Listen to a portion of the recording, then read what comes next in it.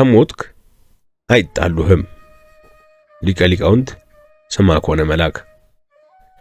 በክርስትና ትምህርት ሞት የሕይወት ፍጻሜ ሳይሆን የምድራዊ ሕይወት መጨረሻ፣ የሰማያዊ ሕይወት መጀመሪያ ነው።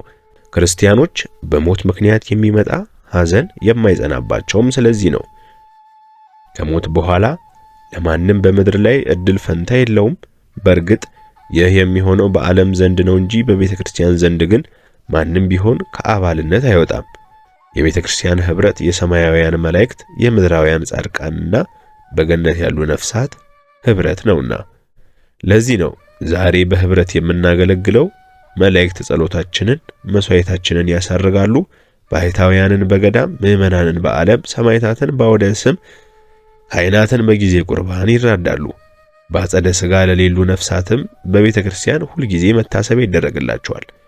ሞት ከዓለም ይለያቸዋል እንጂ የክርስቶስ አካል ከመሆን አይለያቸውምና።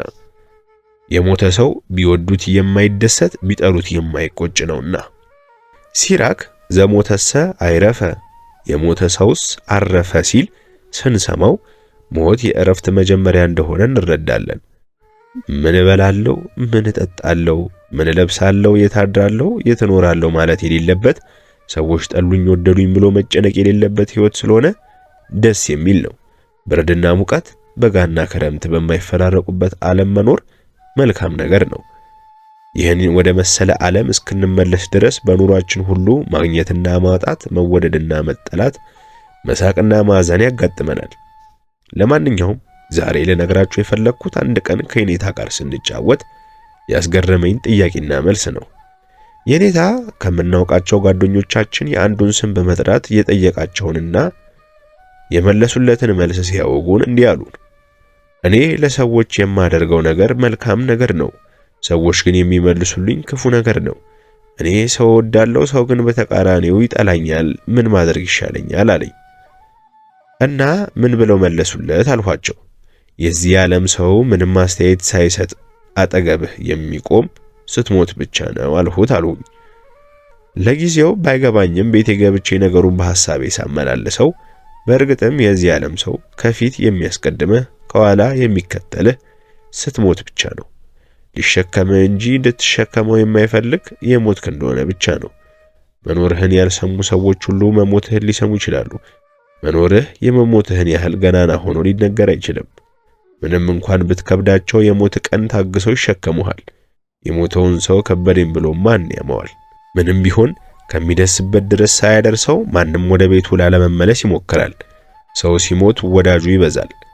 የነቀፉት ሁሉ ያመሰግኑታል። ምናልባት በዚያ መካከል እንደ ቅድስት ሐና እንደ ቅዱስ ጴጥሮስ ያለ ንጹሕ ሰው ተገኝቶ ጥላውን ቢጥልበት ቢነሳ ሐሳቡን የሚቀይር ብዙ ሰው ማግኘት ይቻላል።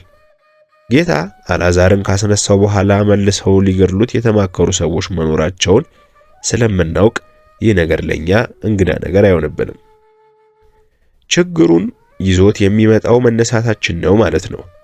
አልዓዛር በመቃብር ውስጥ ሳለ ያለቀሱለት ሁሉ ሲነሳ ደስ አላላቸውም። በአልዓዛር መነሳት የእግዚአብሔር ክብር ይገለጣል።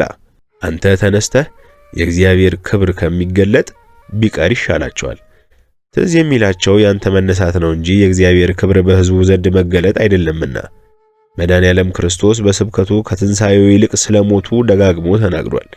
ነገር ግን አይሁድ ያስታወሱት በሦስተኛው ቀን እነሳለሁ የሚለውን እንጂ እሞታለሁ የሚለውን አልነበረም። ለዚህ ነው ገድለነዋል ብለው ሳይዘናጉ ተሰብስበው ሄደው ጲላጦስን በሦስተኛው ቀን እነሳለሁ እንዳለ ትዝ አለን። እንግዲህ ደቀ መዛሙርቱ በሌሊት መጥተው እንዳይሰርቁት ለሕዝቡም ከሙታን ተለይቶ ተነሳ እንዳይሉ መቃብሩ እስከ ሦስተኛው ቀን ድረስ መቃብሩ እንዲጠበቅ እዘዝ ያሉት። ከቻሉ እንዳትነሳ ይደራጁብሃል። ያ ካልሆነ ደግሞ ትንሣኤ በሰዎች ዘንድ የሚያጥላላ ወሬ ይነዙብሃል። የትኩረት አቅጣጫቸው በዙሪያ ካልተነሱ ብዙ ሰዎች ይልቅ ከሞት የተነሳኸው ከመቃብር የተመለስከው ያንተ ጉዳይ ነው። አልዓዛር በተነሳበት ወቅት ስለ ማርያም፣ ስለ ማርታ ማን ያወራል?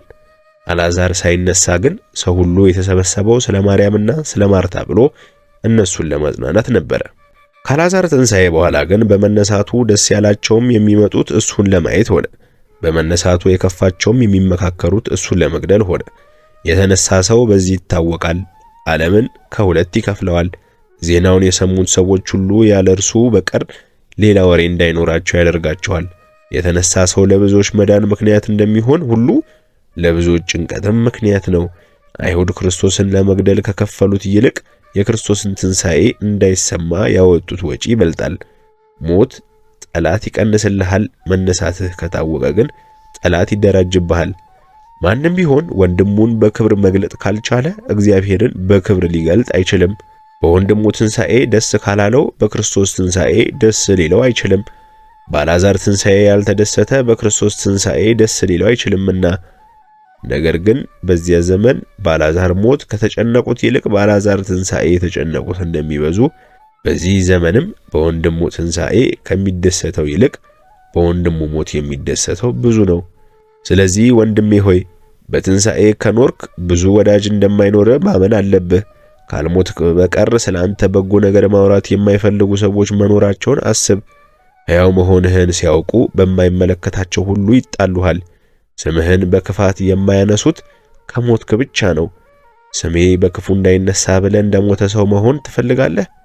ካልሞትክ አንወድህም ከሚሉ ሰዎች ይልቅ ከእንቅልፍ ላስነሳው እሄዳለሁ ብሎ አንተን ለማስነሳት ወደ አንተ የመጣውን ጌታ ልታከብረው ይገባል። መነሳትህ በእግዚአብሔር ፈቃድ ከሆነ ወደ መቃብር ሊመልስህ የሚችል ማን ነው? መነሳትህን ለማያምኑ ሰዎች መልስ መስጠትም አይገባም። ክርስቶስ ሞቱን እንጂ ትንሣኤውን በጠላቶቹ ፊት አላደረገውም። ነገር ግን ጠላቶቹ በትንሣኤው ማፈራቸው አልቀረም። ለጠላቶች ስትል አትሙት፣ ጠላቶች አጋንንት ደስ እንዳይላቸው ብለህ ከገባህበት የሞት ወጥመድ ውጣ። እሱም ኃጢአት ነው።